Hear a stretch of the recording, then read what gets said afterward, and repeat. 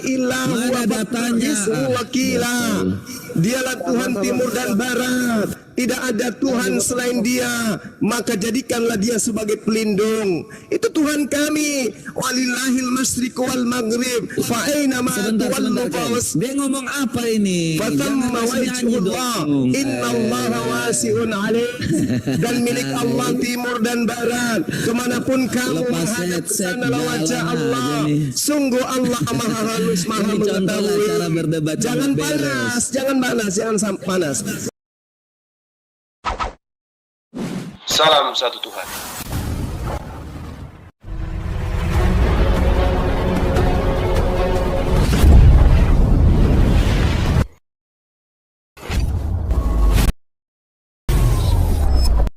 Ya, para sahabat, dukung semua ya sahabat-sahabat kita channel Densa News Muslim. Di like, di subscribe, di share sebanyak mungkin untuk supaya mencegah sahabat-sahabat kita di luar sana tidak terpengaruh terhadap. Semoga Allah memberikan selalu sikap istiqamah. Salam satu Tuhan, Allahu Akbar. Oke. Ini Al-Quran. Bang Juma, saya sedang menjelaskan Al-Quran. Bang Juma, tunjukkan aja dah data tadi biar ini saya riset nih waktunya. Al-Quran surah Al-Baqarah ayat 115. Tampilkan cuma tampilkan makanya tunjukkan kepadamu. Saya besarkan kamu di sana supaya kamu bisa tampilkan datanya. Pak Haji tadi menampilkan datanya, makanya saya pindahkan kamu. Banyak cerita. Tunjukkan data dan ayatnya itu tampilkan. Banyak cerita. Oke, saya ikuti maunya kalian. Oke, baik.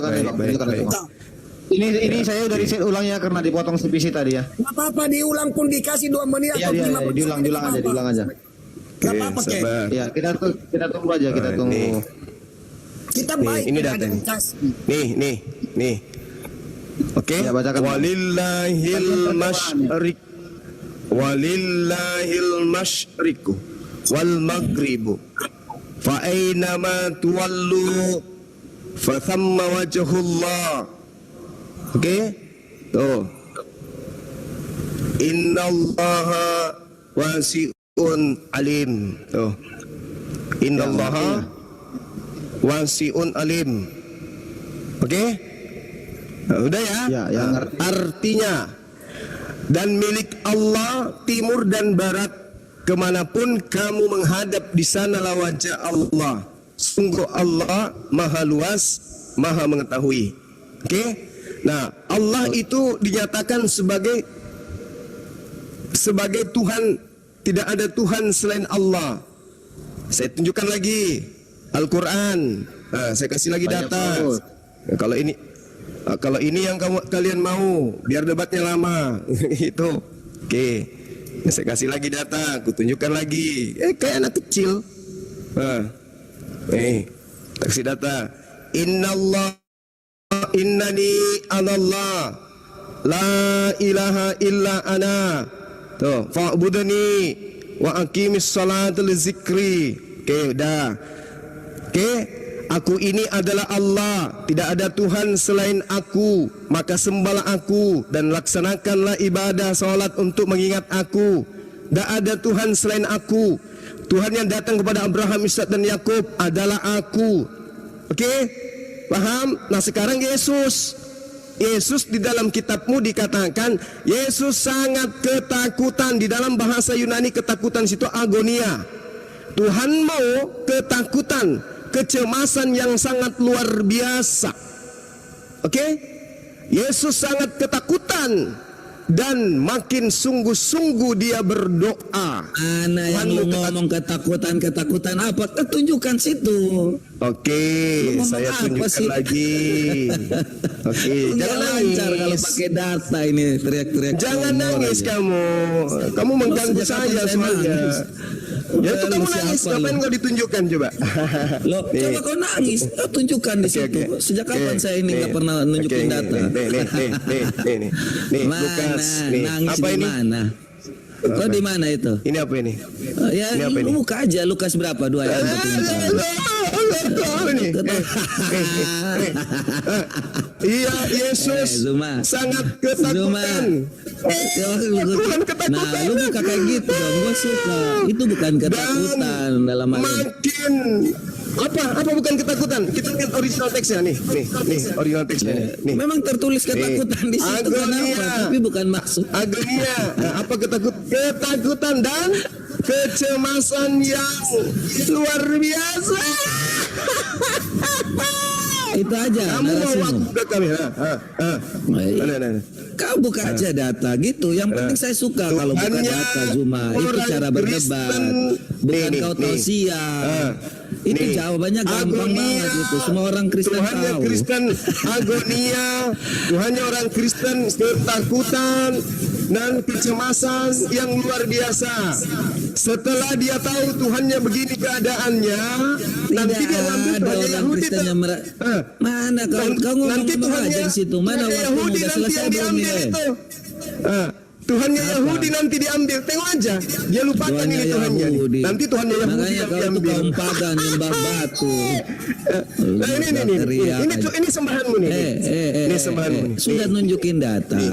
Oke, Biar kami nih. menjawab. Biar nanti Pak Oke. Haji menjawab. Belum. 1 menit lagi. Belum. Kau itu 1 menit. Loh, kau ini sabar. baru pernah ya Aku debat tunjukkan nunjukin Tuhanmu data ya? Maha Perkasa.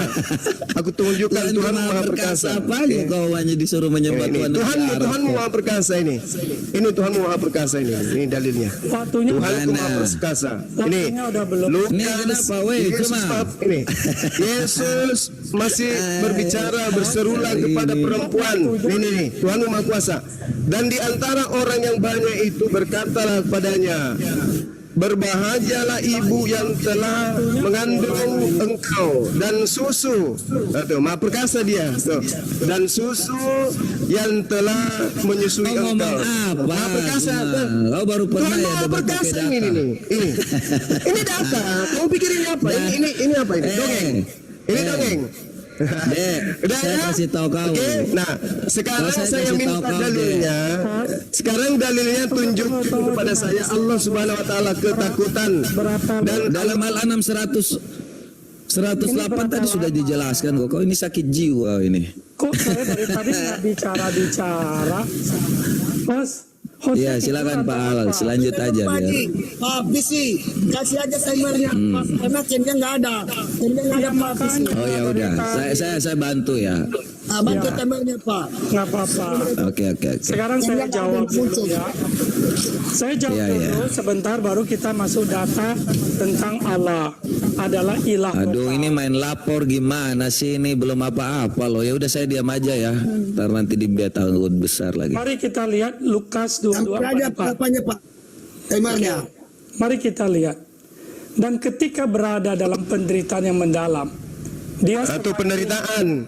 dengar dulu. Penderitaan. Kamu bisa Tuhanmu menderita. Tuhanmu menderita. Oke. Sudah waktunya saya dong. Oke. Dan ketika berada dalam penderitaan yang mendalam, dia semakin bersungguh-sungguh berdoa dan peluhnya menjadi seperti titik-titik darah yang jatuh ke tanah. Oke. Mari kita lihat teksnya. Teksnya Anda tinggal lihat semua teks yang ada sebelum saya masuk ke teks Yunani dan Ibraninya. Mari kita lihat ya, misalnya dalam Mandarin juga disebut Shangtong ya, Shangtung artinya penderitaan. Lalu kita lihat sekarang yang literal translation, and having been in agony. Ya, mari saya pindahin agony. Perhatikan ya kata agony yang literal. Jadi ini bukan fearness, ketakutan dalam pengertian ngeri dengan sesuatu. Kata agony nanti kita periksa. Oke. Kemudian web juga sama. Being in agony, he pray more earnestly. Oke, kita lihat American Standard Bible. American Standard Bible. And being in an agony, he pray. Oke. Nah, kita sekarang melihat cek dalam Textus Receptus ya, yang kita terima, Tectus Receptus, naskahnya, kita lihat kai genomenos dengan en agonia, dikatakan di sini agonia. Baik, kita klik ya G74. Nah, agonia to struggle for victory, artinya pergumulan untuk satu kemenangan. Ya, bukan sekedar suatu mental yang khawatir, ketakutan tak berdaya, tapi ini suatu pergumulan. Nah, dalam konteks di situ adalah pergumulan untuk melawan dosa, melawan kuasa Satan dalam manusianya. Dia akan mencapai kepada kemenangan di situ. Jadi agoni itu kamu lihat, arti daripada agoni adalah a struggle for victory. Ya, jangan lupa itu. Mungkin kamu tidak tahu bahasa Inggris yang baik, sehingga kamu cuma mencomot-comot artikel. Ini higher definition. Kalau kita mau melihat, ini adalah strong definition, a struggle. Kamu tahu strong definition diambil dari 3 orang, BDB, Brown, Drive, dan Bridge. Strong definition, from dikatakan struggle, ya, pergumulan. Nah, oke, saya sudah terangkan dari bahasa Yunaninya.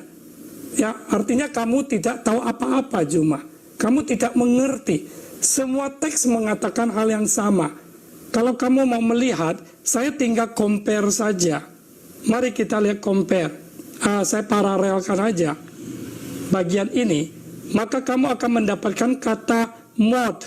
Ya, ayat 44, kata mod. Mod ini apa? Sama dengan disebut di sini agonia. Kalau kita lihat King James di sini adalah agoni. Oke, yang literal. Oke, Pak, selesai, Pak. Nggak, sebentar. Dia tadi ambil waktu terlalu banyak. Moodnya sebentar. Udah selesai. Satu kata. Udah selesai.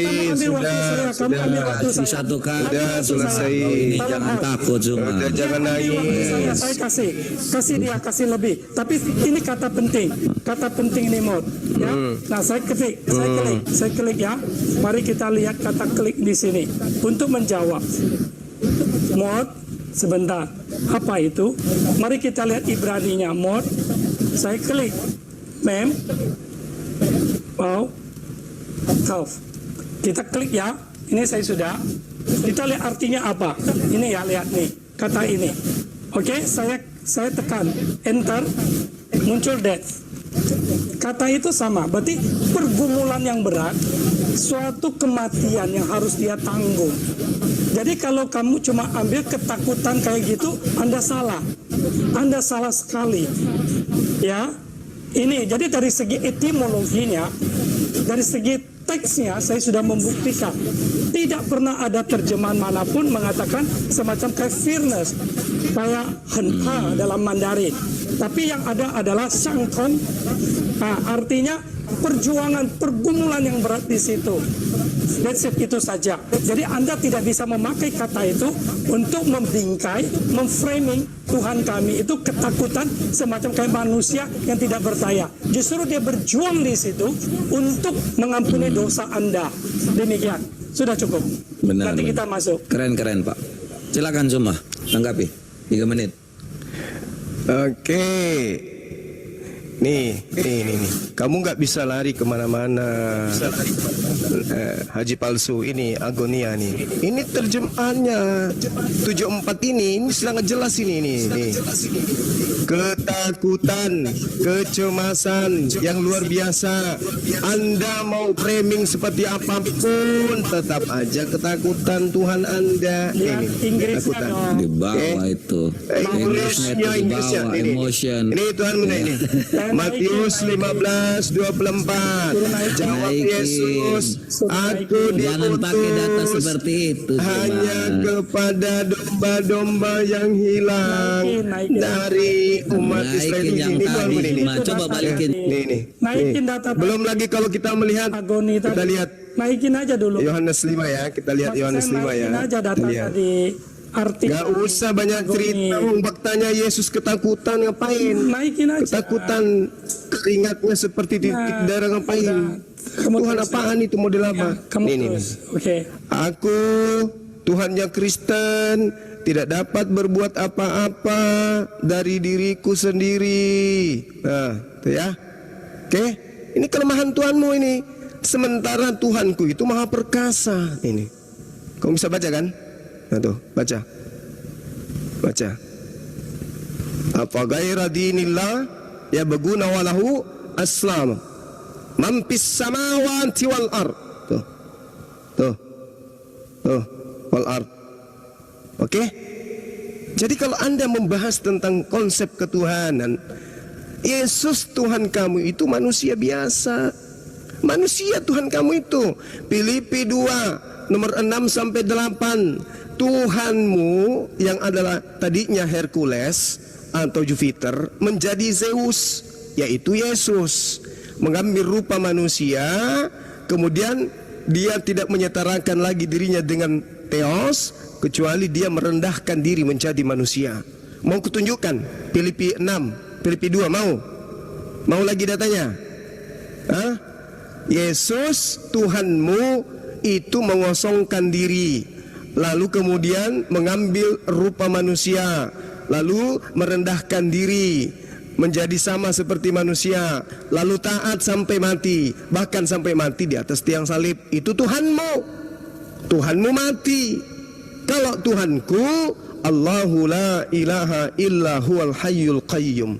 Dia hidup terus menerus, tidak ada kematian terhadap dirinya. Sama dengan Tuhan yang datang kepada Bani Israel, Ulangan 32 nomor 39. Tuhan maha hidup dan maha mematikan. Tuhanmu Yesus dihidupkan dan dimatikan. Gimana Tuhan kamu itu? Sudah ketakutan, udah cemas, tidak bisa berbuat apa-apa dari dirinya sendiri. Mau Anda tempel seperti apapun tetap aja nggak bisa. Yesus itu manusia. Dan kalau Anda mengatakan Yesus itu bukan manusia, buktinya dia ketakutan. Tuhan mana ada ketakutan? Tuhan mana ada ketakutan? Anda mau memframing, oh itu bukan ketakutan, itu adalah upaya. Upaya apa? Upaya untuk menghilangkan rasa takut.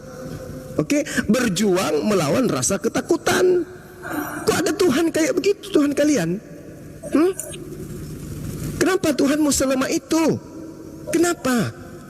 Bahkan untuk kemudian makan tanpa dinetein pun dia nggak bisa. Kenapa ada Tuhan kayak begitu? Kenapa? Jadi kamu jangan sembunyi di balik Tuhannya agama lain. Tuhannya agama lain itu Yahudi yang selalu kau bawa-bawa. Sedangkan Tuhannya orang Kristen itu manusia. Namanya Zeus atau Yesus. Oke? Itu adalah Tuhannya Romawi Yunani yang kemudian pindah ke negara ini. Diajarkan oleh Belanda masuk ke Indonesia. Supaya Tuhanmu itu kemudian tidak ketahuan, kamu ambil kitabnya orang Yahudi, tempel di kitabmu, supaya seakan-akan Tuhannya Yahudi yang datang nenen. Bukan. Tuhanmu itu adalah Tuhan yang diperuntukkan khusus untuk Roma dan Yunani. Kenapa? Karena pada saat itu memang Roma Yunani sudah menyembah jelmaan dewa-dewa. Makanya kitabmu bahasa Yunani. Theos. Theos itu dewa. Dewa Hercules atau dewa Jupiter yang kemudian nuzul di muka bumi, mereka sebut Zeus atau Zeus. Oke? Jadi jangan kamu ngadi-ngadi ngambil Tuhannya Yahudi, jangan. Dipermalukan nanti. Coba lihat bagaimana Yahudi selalu meludahi orang Kristen di sana. Selesai 3 menit Ya. tadi. Oke, ganti lanjut Pak. Tolong tunjukkan data di mana di Al-Quran Allah Subhanahu Wa Taala itu ketakutan. Silakan. Saya sudah membuktikan Tuhanmu ketakutan dan kecemasan yang sangat luar biasa. Oke? Oke? Silakan Pak Haji. Baik, lanjut. Mari kita lihat ketika setelah kebangkitannya dan kenaikan surga. Tolong dibesarin. Sabar. Sabar Pak. Ini jaringan teman-teman, tap-tap dulu, jaringannya nggak bagus. Bentar dulu. Tolong waktunya di pause. Ya sekarang lanjut. Ya, dalam penglihatan di Pulau Patmos, Yohanan mengatakan, aku melihatnya, aku jatuh pada kakinya seperti orang mati dan dia meletakkan tangannya kanannya atasku seraya berkata padaku, jangan takut, akulah yang pertama dan yang terakhir. Dia justru mengatakan jangan takut kepada murid-muridnya. Lalu dia mendeklarasikan dirinya, menyatakan dirinya siapa. Dikatakan di sini, dan aku yang hidup, dan aku pernah menjadi yang mati. Tapi lihatlah, akulah yang hidup sampai selama-lamanya. Amin. Dan aku memegang kunci alam maut dan kematian. Jika kita lihat di dalam teks webnya misalnya, kita akan lihat di sini. And the living one, I was dead, and behold, I am alive forever and ever. Amen. I have the keys of death and of Hades. Jadi kalau kalian melihat, dia memiliki kunci kematian, ya, kunci maut. Mana mungkin dia takut, bro? Justru kamu yang harus takut sama dia, yang memegang kunci ada pada dirinya. Oke? Nah, sekarang kita lanjut. Saya sudah membantah itu. Kita lihat sekarang bagaimana dengan Allah. Nah, Paul Hiti tadi sudah. Sekarang kita next melihat. Nah, bahwa dia adalah dewa. Kita lihat Passing Over. Passing Over ini buku. Anda lihat nih. Ada di situ penulisnya. Bapak almarhum kita. Bapak Presiden Abdurrahman Wahid. Komarudin. Alwi Shihab. Din Samsudin. Anda lihat di sini. Ya. Nurkolis Majid. Quraisy Shihab. Darius. Kausar, Muhammad Sobari, ya ini kan semua ulama-ulama besar ya. Nah, dalam bukunya Passing Over, Anda lihat, ada yang kuning-kuning ini, saya perbesar ya, saya perbesar. Nah, ditulis di sini, kata Allah sendiri sudah dikenal jauh sebelum Islam datang. Namun Allah dalam pengertian orang-orang Arab pra-Islam itu berbeda dengan Allah dalam Islam menurut Winnet seperti yang dikutip oleh Al-Faruqi, The Cultural Atlas of Islam. Ini bukunya ada ya, pustaka utama yang menerbitkan. Nah, lihat nih, Allah bagi orang-orang pra-Islam dikenal sebagai dewa yang mengairi bumi. Jadi dia memang asal muasalnya adalah pagan. Ilah pagan, ilah yang disembah oleh Quraisy. Nah, ini buku. Kemudian Islam datang mengubah konsep. Tapi tetap saja meneruskan tradisi pagan. Karena di dalam Islam itu nama Allah tiba-tiba muncul dalam Al-Quran, datang begitu saja. Tapi kalau ditelusuri dari sejarah, Allah ini adalah dewa. Nah, kita lihat agama-agama manusia. Ini Huston Smith juga sama, ya. Anda tinggal lihat, ada kuning ini. Saya besarin. Nah, Anda tinggal lihat sebentar. Saya besarin. Kalau saya membacanya begini, ya, saya membacakan. Jin-jin padang pasir itu sama sekali tidak punya arti dalam pencarian ini. Namun satu dewa sungguh mempunyai makna mendalam dalam pencarian ini. Dewa ini bernama Allah dan disembah penduduk Mekah, ya, bukan sebagai satu-satunya Tuhan, tetapi bagaimanapun sebagai dewa yang luar biasa. Coba Anda lihat nih. Dewa, ya. Dewa ini bernama Allah. Ini buku. Buku tinggal kan bisa beli kok. Johan Effendi kan juga seorang Muslim ya. Oke. Nah, kita lihat Pak Haji. sekarang. Pak Haji, Oh, ya. habis. Habis ya. Ya, Saya Mehmet. Ya, Mehmet. Punya Silakan. timer Mehmet. Jadi saya membuktikan itu Punya hilang. timer Mehmet. Enggak ada, Punya timer lanjut Mehmet. Pak Toro. Enggak ada timer kita. Lanjut aja lanjut. Aduh, lari kemana-mana ini Haji palsu Bentar ini. dulu, Juma. Mana-mana perginya. Bentar dulu Dia kita atur belum dia kau dulu. cuma belum kau di waktu host belum kasih kau waktu ngomong. Tahu Si Haji palsu kemana-mana perginya. Iya dia Yang belum punya kau. timer ada yang punya. Allahu Akbar. Masya Enggak ada Allah. host, enggak ada, enggak punya timer. Bentar dulu ini Ah, ini Bang Al-Quran, nah, Bang Al-Quran Ya. aja. Ada timer Bang, Al-Quran. Al-Quran. How are you? Punya timer? Ada timer Bang Al-Quran. Bang Al-Quran.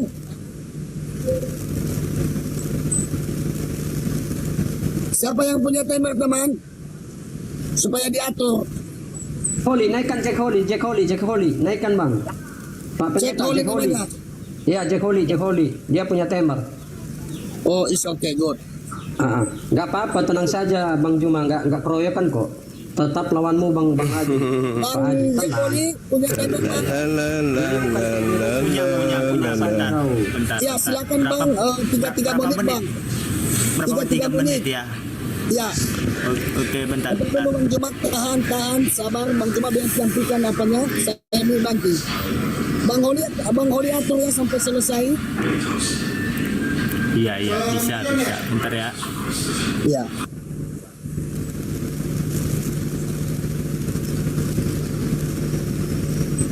Teman-teman yang lain nanti ya, jangan dikomentari ya. Ini kita serahkan kepada Holi timernya. Ya. Kami penonton aja Pak. Nggak akan bersuara, nggak bersuara. Kita adil.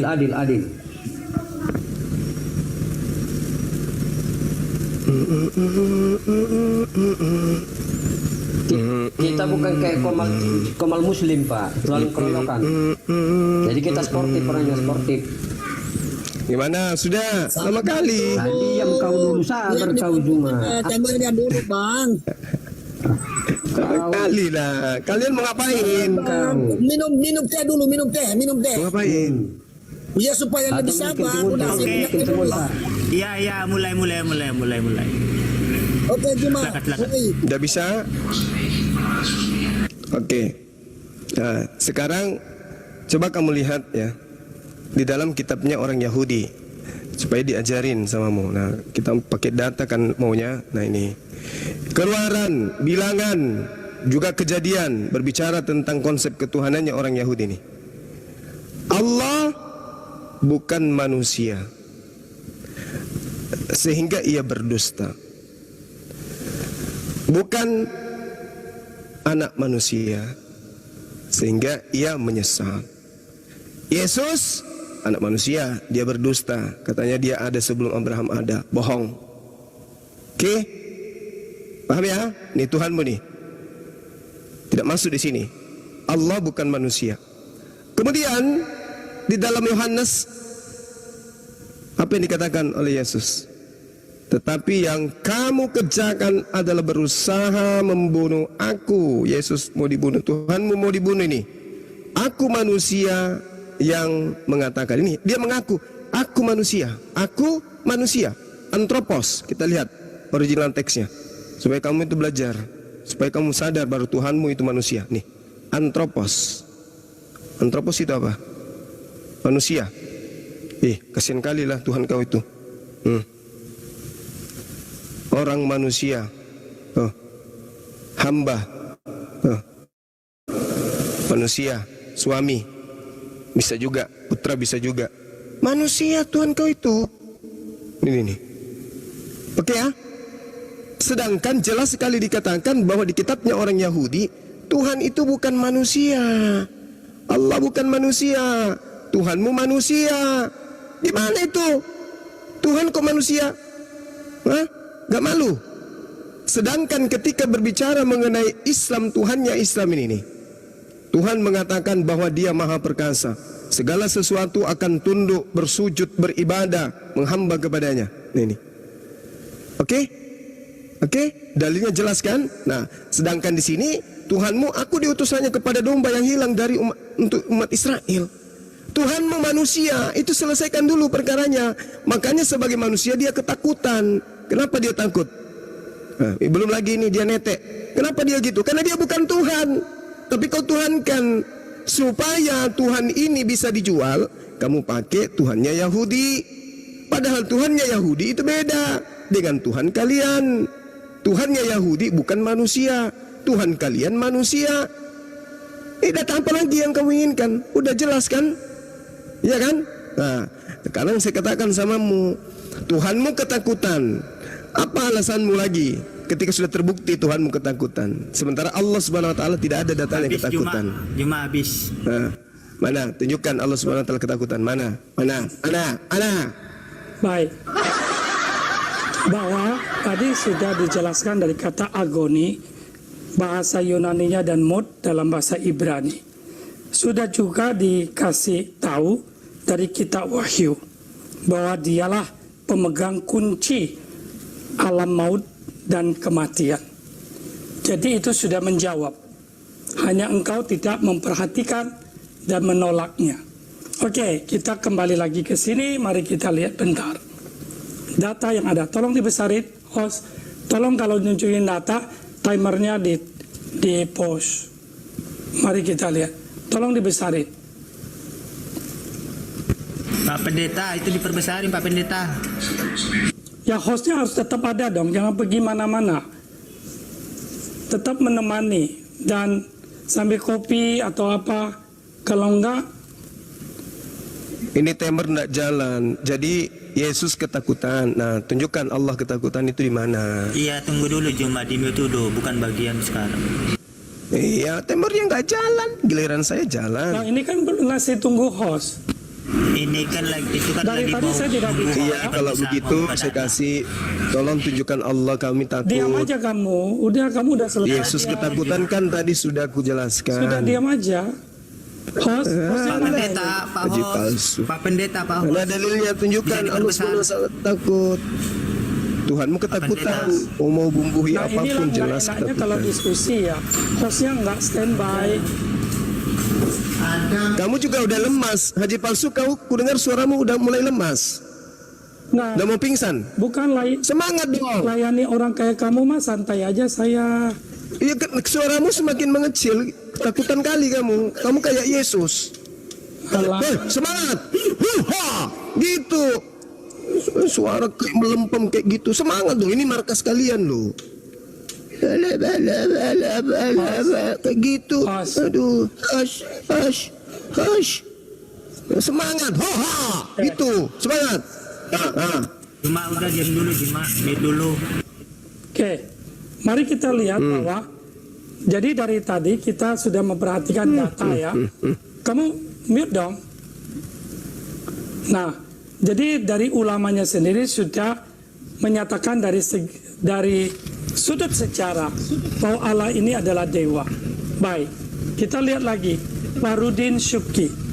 Ini seorang kiai, bukunya Bidoa yang menyatakan bahwa memang ada keterkaitan, ada ilah-ilah yang bersifat teritorial, bersifat lokal, ya dicatat di dalam bukunya.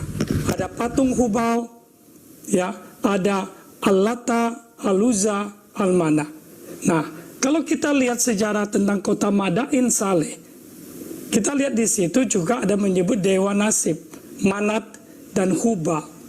Jadi memang tidak jauh-jauh, memang ini adalah penyembahan asal muasal paganisme yang diteruskan oleh Islam.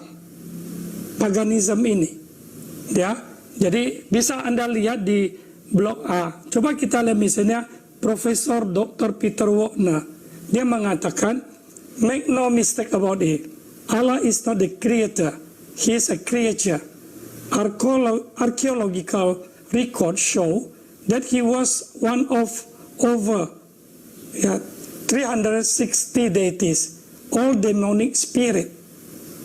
Nah, jadi ini ada catatan. Jangan salah mengenai hal itu. Allah itu bukan pencipta. Dia itu makhluk. Arkeologi mencatat bahwa dia adalah termasuk salah satu dari 360 dewa-dewi. Dewa-dewa yang pagan yang bertaburan itu. Semuanya adalah spirit jahat. All demonic spirit. Kita lihat lagi data ini, ya. Who is Allah? Banyak sekali. The name Allah came from an Arabic word that had to do with the worship of the moon god in pre-Islamic Arabia. Jadi menyatakan bahwa Allah ini memang adalah dewa bulan. Dalam buku ini, nah kita bisa lihat Islamic Invasion bukunya. Nah, bahkan tanya jawab dengan Dekan Regent University USA, jawaban Michael De Palmer. Allah adalah nama sesembahan Tuhannya umat Islam dan itu dewa pagan. Nah, kita lihatlah Bagaimana? Habis Pak Haji. Habis ya. Oke. Ya, haji palsu habis. Nah, giliran saya haji palsu. Nih, tak kasih. Ini haji palsu, besarin saya. Nah, nih. Wikipedia buatan Oten. Nih, Allah sebagai dewa bulan. Allah sebagai dewa bulan mengacu pada apa? Postulat sejarah yang kini dibantah bahwa Allah, nama Tuhan dalam Islam, berasal dari dewa bulan. Klaim ini pertama kali muncul pada tahun 1901 dalam penelitian arkeolog Hugo Wicker yang mengidentifikasi nama Allah dengan dewa Arab pra-Islam yang dikenal sebagai La atau Hubal, yang mana dia disebut sebagai dewa bulan. Oke, lanjut. Gagasan ini umum ini disebarkan secara luas di Amerika Serikat pada tahun 1990-an oleh para apologes Kristen penyembah zakar manusia. Pertama, melalui penerbitan pamflet Demon God, Allah. Oke, siapa? Apologet Kristen nih, penyembah manusia nih. Oke, gagasan umum ini disebarkan secara luas di Amerika Serikat oleh para apologet penyembah manusia. Oke? Jadi kamu mau bernarasi apapun, itu adalah turunan dari cerita-cerita dongeng yang dibangun oleh Kristen itu sendiri untuk menghujat Islam. Ini. Kamu mau nuduh-nuduh dengan membawa narasi ulama bernama ini. Woi, tuh manusia aja kalian bisa edit jadi Tuhan. Oke? Paham? Udah paham sampai sana? Nah, ini saya kasih kamu ilmu supaya kamu paham. Nih.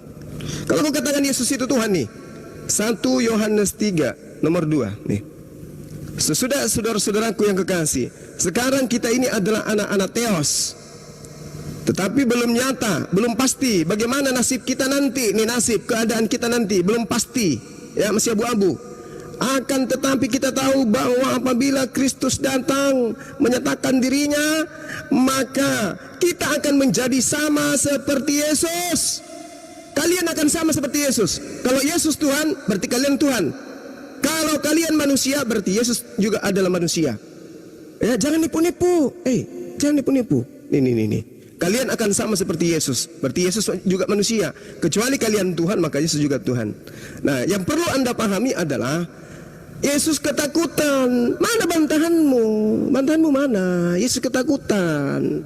Dia tidak bisa bertumbuh kalau dia tidak nenen ke ibunya. Itu Tuhan kamu, jangan ku sembunyi di balik Tuhan yang agama Yahudi. Allah, saya sudah katakan, afa ghaira dinillah yabghuna walahu aslama man fis samawati wal ard taw'an wa karhan wa ilaihi yurja'un. Oke? Lanjut. Tuhanmu netek dan ketakutan. Silakan. Besarin layarnya, Os. Pak Pendeta, Profesor. Suaramu makin lemas. Lihat di sini. Tinggal Anda melihat Islam expose blogspot. Jangan ganggu dong. Kamu beradab kan? Percuma, tadi kebohonganmu sudah kubuka. Itu disebarkan oleh apologet Oten. Juma kalau kamu diskusi jangan seperti ya, itu turunan dari begini, itu turunan itu Juma, turunan dari aku moderator yang tadi udah aku jawab itu.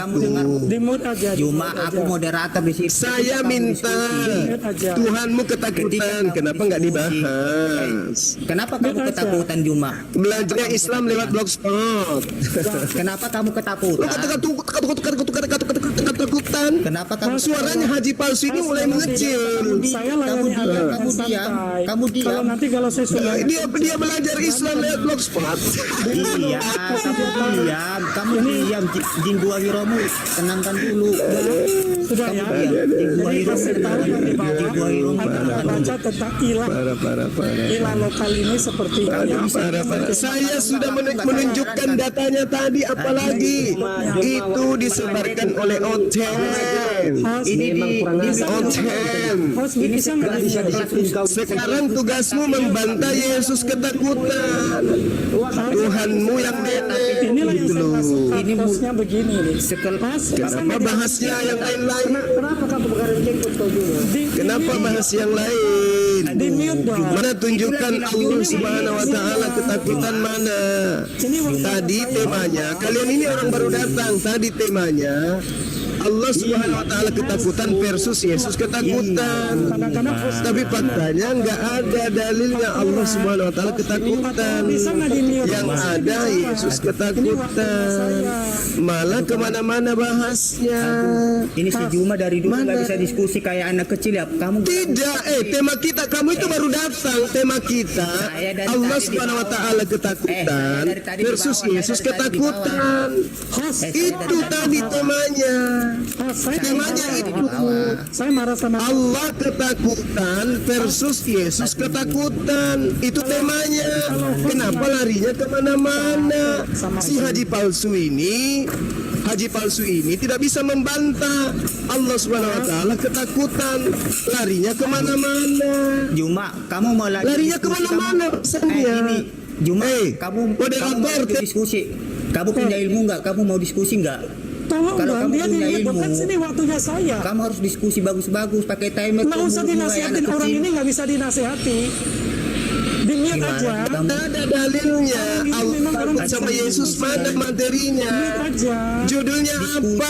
Bahasnya apa? Host, host ada di Eh. tempat dong, host. Bahasnya apa?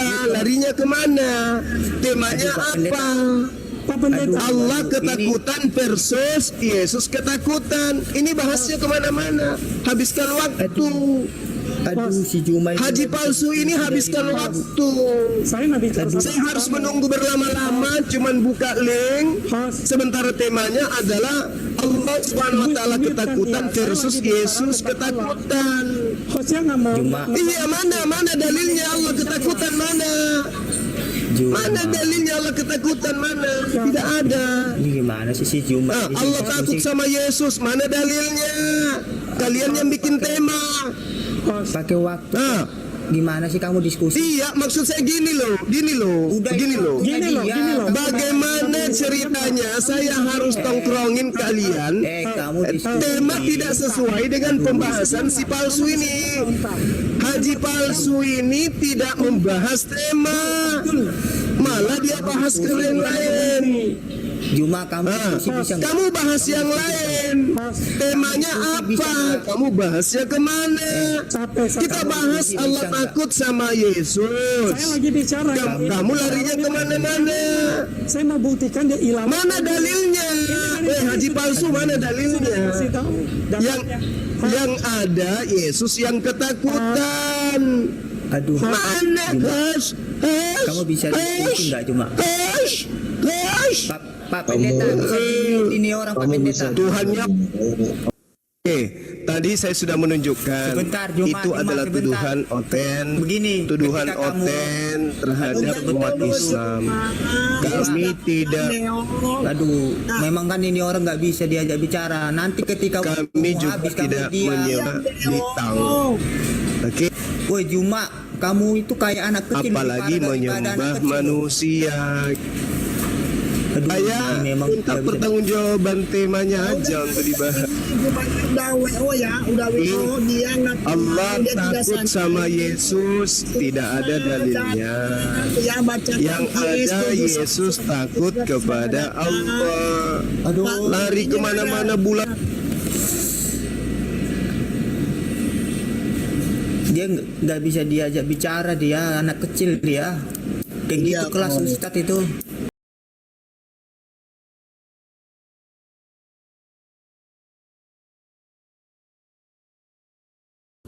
Yesus datang bukan untuk meniadakan hukum Taurat, tapi Paulus justru menghilangkan hukum Taurat dengan mengatakan Yesus mati di kutuk untuk menebus kutuk hukum Taurat.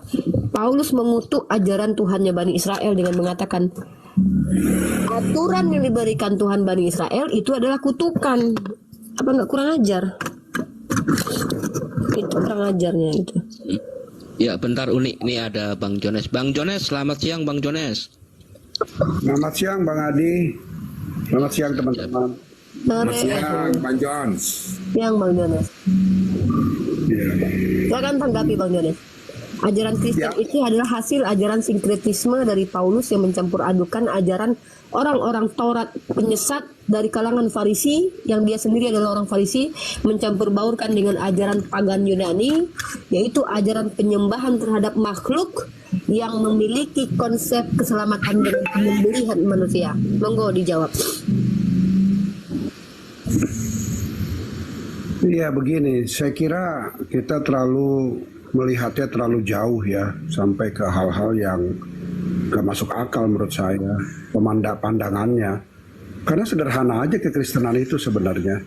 Cuman kita saja yang melihatnya seakan-akan itu ambil dari sana lah, dari sinilah. Kayak kita, mungkin kita belajar ya, tapi mengkait-kaitkannya itu saya kira terlalu jauh, tidak serumit itu.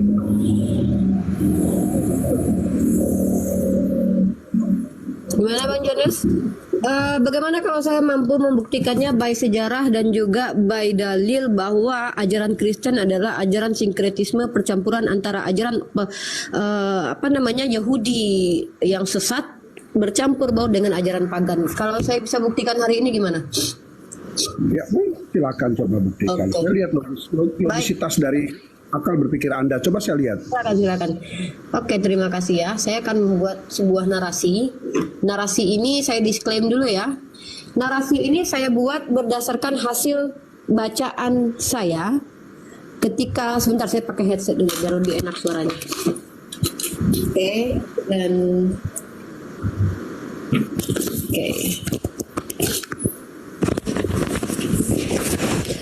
Oke, bismillahirrahmanirrahim. Rabbil shrah li sadri wa yassir li amri wahlul 'uqdatam min lisani yafqahu qawli. Oke, dalam Islam itu diperintahkan ud'u ila sabili rabbika bil hikmah. Mari kita menyampaikan sesuatu dengan hikmah, dan kemudian janganlah berdebat dengan ahli kitab melainkan dengan cara yang baik. Insya Allah saya coba upayakan berdiskusi, berdebat dengan cara yang baik, kecuali dengan orang-orang zalim ya. Jadi ada pengecualian. Dalam Islam diperintahkan kalian berperang kepada orang-orang yang telah memerangi kalian, memerangi akidah kalian, memerangi akidah saya, maka mengajak saya berperang. Maka perangnya adalah perang argumentasi. Saya siap untuk berperang dalam ranah argumentasi, siap untuk berdiskusi dengan cara bil hikmah. Insya Allah siang ini saya coba untuk diskusi bil hikmah dengan memaparkan satu buah argumentasi. Pertama, saya membuat klaim bahwasanya dari indikasi yang saya baca dalam Bible sendiri, Kristen, ajaran yang muncul di Antioquia pertama sekali dalam sepak terjang kehidupan Paulus dan Barnabas adalah upaya sinkretisme dari Paulus, yang mana mencampur adukan ajaran Torah orang Farisi yang memang sudah sesat dilaknat oleh Yesus, bercampur baur dengan ajaran paganisme. Dari mana Unirifa tahu? Unirifa akan membawakan beberapa dalil dalam kitab sucinya teman-teman Kristen. Pertama, Yesus mengatakan, hati-hatilah dengan ragi Farisi. Yesus sebagai esensi manusia yang diutus untuk menyampaikan, menjadi jalan kebenaran, menjadi jalan dan juga kehidupan untuk domba-domba tersesat dari kalangan Bani Israel, sudah katakan hati-hati dengan ragi Farisi. Artinya Farisi, ahli Taurat penyesat adalah orang-orang yang kata Yesus hati-hatilah dengan mereka. Nah, siapakah Paulus? Mutlak dalam Bible kalian bahwa Paulus sendiri adalah ahli Taurat dan juga orang Farisi. Ya, Yesus mengatakan hati-hati dengan ragi Farisi, maka denominasi kekristenan, denominasi Yahudi yang bernama sekte Farisi adalah sekte sesat. Lalu siapakah Paulus? Mutlak di dalam kitab kalian tidak bisa kalian bantah bahwa Paulus adalah Farisi penyesat. Oke? Nah, anehnya Paulus yang mengaku dipilih sejak dalam kandungan menjadi rasul oleh Yesus tidak pernah ditemui oleh Yesus ketika Yesus hidup. Tapi justru Paulus mengaku bertemu Yesus, justru Yesus telah pergi ke surga. Ini lucu. Ini lucu sekali. Ya. Nah, itu. Nah, kemudian dalil selanjutnya, setelah kita buktikan bahwa Paulus sendiri adalah orang-orang dari kalangan sekte Farisi, maka saya katakan, siapa Paulus? Paulus adalah orang yang memiliki kewarganegaraan Romawi. Ya. Dia memiliki kewarganegaraan Romawi, tapi mengaku dari suku Benyamin, Yahudi. Ya, ini lucu ya, sinkretisme itu tahu nggak teman-teman? Mencampur baur adukan ajaran. Dia mengaku dari kalangan suku Bani Benyamin, dan Benyamin ini sudah dinubuatkan oleh perjanjian lama bahwa mereka akan menjadi serigala. Keturunan Benyamin adalah serigala. Dan Yesus berkali-kali mengatakan, hati-hati dengan serigala berbulu domba. Maka saya katakan, Paulus waktu Yesus hidup adalah Farisi penyesat. Ya, dalilnya. Mari kita lihat. Oke. Argumentasi saya adalah di awal, Paulus adalah Farisi penyesat semasa Yesus hidup. Oke, nih. Ini dulu yang tidak bisa dibantah ya. Nah, ini dia dalil saya. Oke, kita baca dalilnya. Teman-teman mungkin kalau yang punya Bible ya. Oke. Matius pasal 7:15. Waspadalah terhadap nabi-nabi palsu yang datang kepadamu dengan menyamar seperti domba, tetapi sesungguhnya mereka adalah serigala yang buas. Nah, sedangkan dalam Matius pasal 10 nomor 17, tetapi waspada terhadap semua orang, karena ada yang akan menyerahkan kamu kepada majelis agama dan mereka akan menyisah kamu di rumah ibadatnya. Ini siapa? Siapa? Ahli Taurat, alim-alim dari kalangan Yahudi. Ya, Kisah Para Rasul pasal 8 ayat 3. Tetapi Saulus berusaha membinasakan jemaat itu, dan ia memasuki rumah demi rumah dan menyeret laki-laki dan perempuan keluar dan menyerahkan mereka untuk dimasukkan ke dalam penjara. Matius 16 ayat 6, Yesus berkata pada mereka, berjaga-jagalah dan waspadalah terhadap ragi Farisi dan Saduki. Pertanyaannya, siapakah penyesat dari Farisi? Maka Kisah Para Rasul pasal 23 ayat 6 menjawab, dan karena ia tahu bahwa sebagian dari mereka itu termasuk golongan orang Saduki dan sebagian termasuk golongan Farisi, ia berseru dalam mahkamah agama itu. Katanya, hai saudara-saudaraku, aku adalah orang Farisi, keturunan orang Farisi. Aku dihadapkan ke mahkamah ini karena aku mengharap akan kebangkitan orang mati. Lalu dalam Lukas pasal 20 ayat 46, waspadalah terhadap ahli-ahli Taurat. Lalu siapa ahli Taurat tersebut?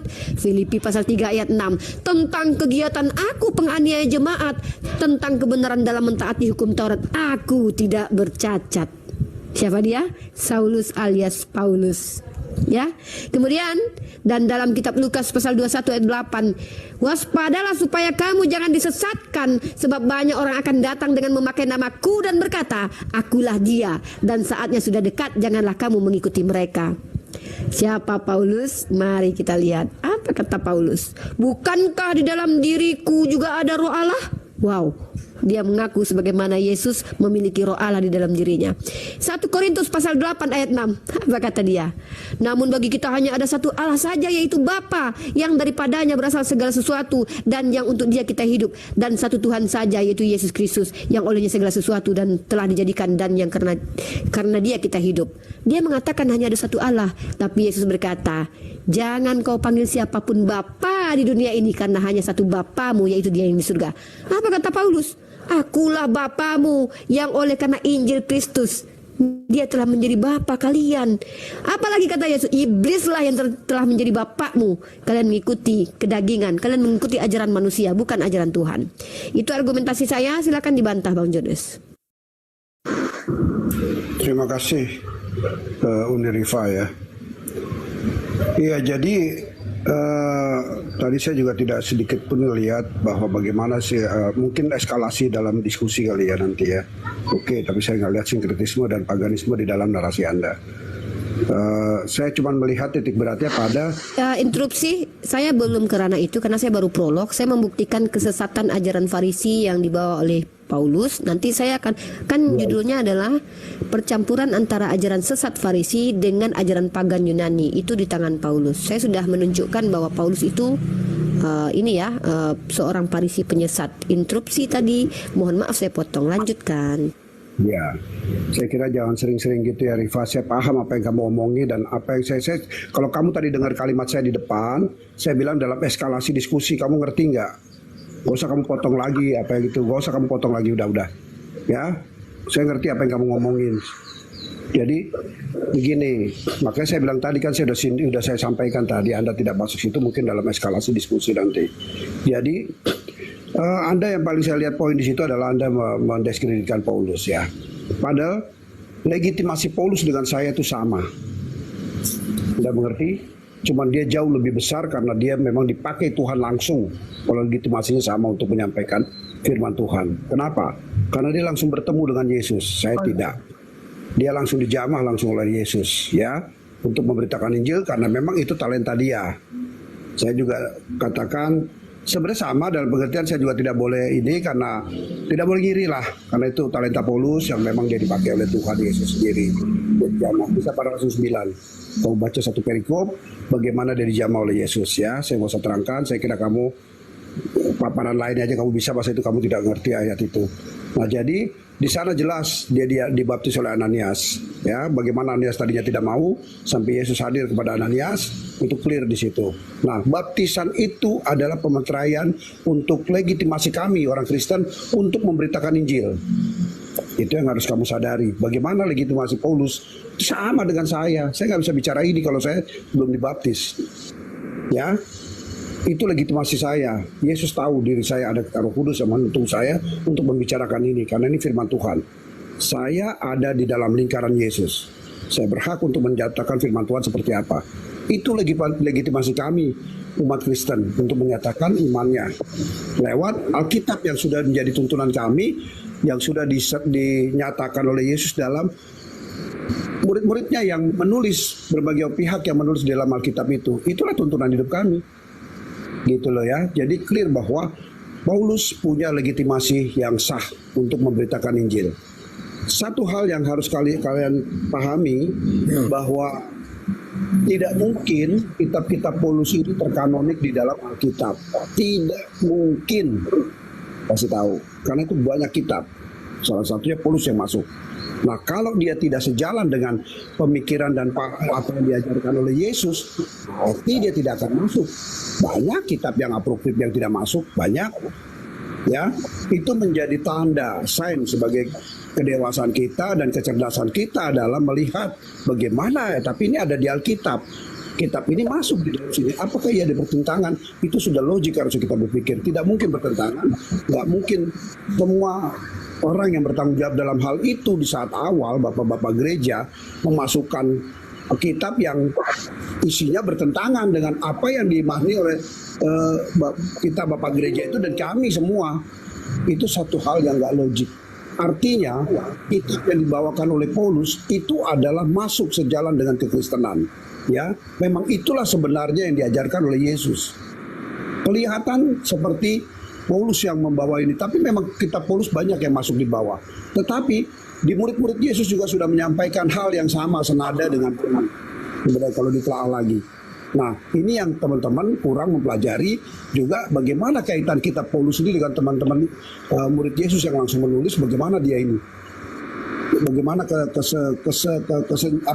kesesamaan antara pengajaran yang dibawakan oleh murid-murid Yesus dan Paulus sendiri.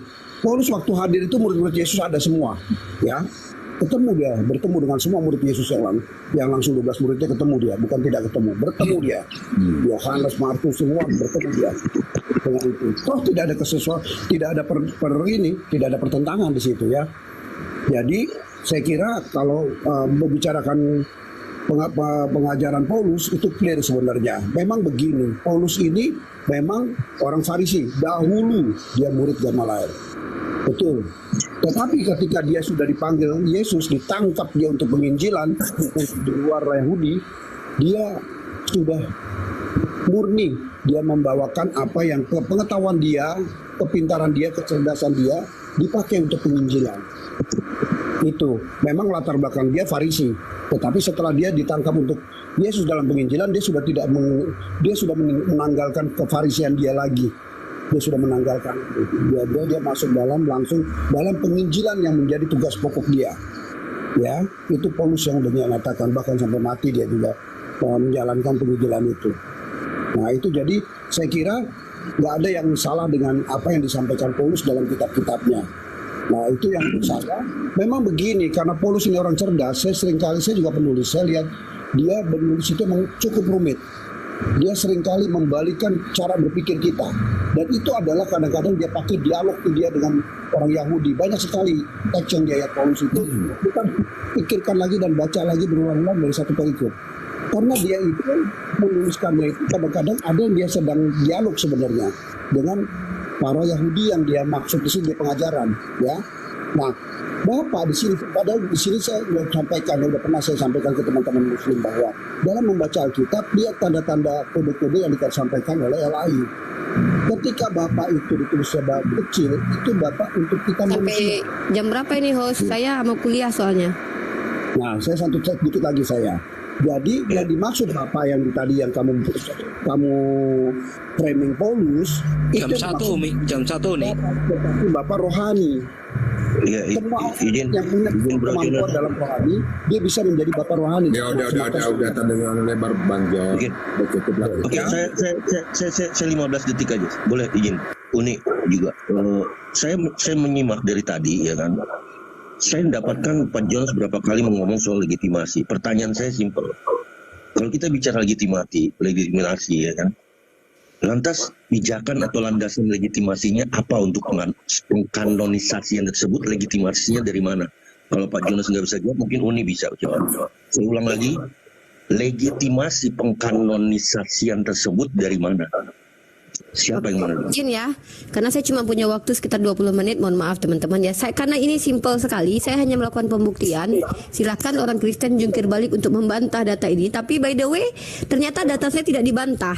Justru Pak Jones membenarkan betul Paulus itu adalah penyesat Farisi sewaktu Yesus hidup. Nah lalu dijawab sama Pak John, iya kemudian dia bertaubat, dipilih oleh Yesus. Inilah saya katakan, kenapa ada logika terbalik dalam iman Kristen. Ketika Yesus masih hidup, Paulus masih hidup sejaman dengan Yesus, Yesus tidak mau mendatangi Paulus dan mempertaubatkan dia, bahkan sampai dia membunuh Stefanus. Padahal Paulus sendiri mengaku dipilih sejak dalam kandungan. Sejak dalam kandungan dia dipilih. Bagaimana kalau kita lihat dalam kitab Mazmur bahwa orang sejak dalam kandungan itu telah tersesat? Itu ada dalilnya. Nih, sebentar ya. Nih, ini ada pertentangan antara kitabnya teman. Nah, Mazmur pasal 58 ayat 3 sampai 8. Sejak lahir orang-orang fasik telah menyimpang, sejak dari kandungan pendusta-pendusta telah sesat. Tiba-tiba ada orang ngaku dipilih sejak dalam kandungan oleh Yesus jadi rasul. Lahir-lahir brojol jadi penyesat Farisi, ahli Taurat, pembunuh Stefanus. Ini yang saya mau bimbangkan dengan ajaran Kristen ini begini ceritanya. Kok Yesus lupa kalau dia telah membuat dalam Mazmur nubuatan penyesat itu sejak lahir sudah sesat. Orang fasik sejak lahir sudah fasik. Tiba-tiba si fasik penyesat ini brojol-brojol bertaubat kemudian mengaku domba dari Yesus padahal dia adalah serigala awalnya. Mengaku dia bertemu Yesus dengan dikatakan ada legitimasi. Siapa yang melegitimasi bahwa Yesus betul-betul bertemu dengan Paulus? Sebutkan satu nama dari pengikutnya. Kenapa Sokrates saja kita tahu siapa orang tuanya yang 400 tahun sebelum Masehi hadir? Kok kita tidak tahu siapa mama Paulus? Kok kita nggak tahu siapa yang menyertai Paulus ketika dia bertemu di Damsyik itu? Lemah. Kalau saya mengaku saya pernah dijamah oleh Yesus di kamar saya bisa katakan kepada kalian tanpa bukti, tanpa saksi. Lalu saya katakan di kamar saya ada 2.500 orang waktu itu nonton, tapi saya tidak bisa sebutkan namanya. Itu namanya tepu-tepu. Maka Pak John tanggung jawabnya sebutkan satu nama orang yang melihat Yesus bertemu dengan Paulus, karena waktu itu Paulus tidak sendiri. Saya butuh namanya saja. Nah, baik, saya akan tunjukkan pembuktian. Pertama, Paulus adalah penyesat waktu Yesus hidup. Maka saya tunjukkan bukti percampuran ajaran sesat Paulus itu dicampur dengan ajaran pagan. Dalilnya sangat kuat. Di mana? Di dalam kitab Anda sendiri. Saya tunjukkan dalilnya. Oke, saya buka cam. Saya anti asumsi. Kalau diskusi itu pasti bawa data. Nah, tereng. tar, ya kan kelihatan muka saya tuh. Nih, jadi saya tunjukkan ya datanya ya. Nah, ini adalah dalilnya. Mari kita lihat teman-teman di sini ya. Kisah Para Rasul pasal 17 ayat 28. Mari kita baca. Sebab di dalam Dia kita hidup, kita bergerak, kita ada, seperti yang juga telah dikatakan oleh pujangga-pujanggamu. Sebab kita ini dari keturunan Allah juga. Ini orang berani-beraninya mengaku keturunan Allah hanya karena mengutip perkataan seorang pujangga. Mari kita lihat apa kata Sabda Alkitab sabda.org tentang ayat ini. Baca ini. Tafsirannya menurut mereka sekolah Kristen sendiri. Ini bukan ustadz yang bikin ya. Mari kita baca. Mari kita baca kutipan dari karya yang berjudul Pnemenes karangan Aratus, pujangga atau penyair yang berasal dari Pulau Sisilia, seorang filsuf dari mazhab Stoa. Ini kata Yerusalem. Apa kata ND? Nah, ini kutipan ini terdapat dalam karya Epimanides dari Nasos. Paulus mensinkritismekan, mencampurkan ajaran yang dia bawa, yaitu Farisi penyesat, lalu mencampur adukan dengan ajaran Epimenides. Siapa Epimenides? Epimenides adalah ini dia yang dikutip oleh Paulus itu kata-katanya. Ini orangnya. Nah ya, Epimenides dari Kronos, bahasa Yunaninya. Dia penyair dan filsuf dan peramal Yunani abad ke-6. 6 abad sebelum Masehi, sebelum Yesus hadir, dia sudah ada. Yang semi mitologi, ketika sedang mengembalakan domba-domba. Loh, kok ada domba-dombanya, John? Kok mirip sama Yesus? Ketika mengembalakan domba ayahnya, dia dikatakan tertidur selama 57 tahun di sebuah goa Kreta yang dikeramatkan untuk Zeus. Hebat kali dia, daripada Yesus yang cuma 3 hari lalu bangkit. Nah, ini ketiduran bertahun-tahun di dalam goa baru bangkit kemudian. Kok mirip? Kok kutipan Epimenides dibawakan Paulus sebagai ajaran Yesus? Ini yang saya maksud sebagai sinkretisme ajaran pagan, percampuran antara ajaran pagan dengan ajaran Farisi. Ajaran sesat ditambah ajaran sesat menjadilah double sesat. Itu kenapa dibenarkan membunuh manusia untuk penebusan dosa. Kalau orang sesat suku Maya membunuh anak-anak kecil, lebih kejam lagi Kristen membunuh Tuhan demi orang-orang yang berdosa. Nah, lalu bukti lagi. Perumpamaan tentang bendahara yang tidak jujur. Dan Yesus berkata kepada murid-muridnya, ada seorang kaya yang mempunyai seorang bendahara, kepadanya disampaikan tuduhan bahwa bendahara menghampiri miliknya. Bentar, mana ini ya? Bentar ya, sabar. Lukas pasal, saya lebih cepat aja ayatnya, jadi tidak usah satu perikop panjang kali nanti. Ya, kita baca yang butuh satu perikop, baca sendiri di rumah ya. Nah, kalau kita lihat dalam Lukas pasal 16 nomor 23. Nah, ini nomor 23. Mari kita lihat 16 nomor 23. Nah, number 23 ya. Nah, lihat di sini, lihat narasinya di sini. Kita baca narasinya. Orang kaya itu juga mati, lalu dikubur dan sementara menderita sengsara di alam maut. Alam maut ini dalam bahasa aslinya artinya berbunyi apa? Hades.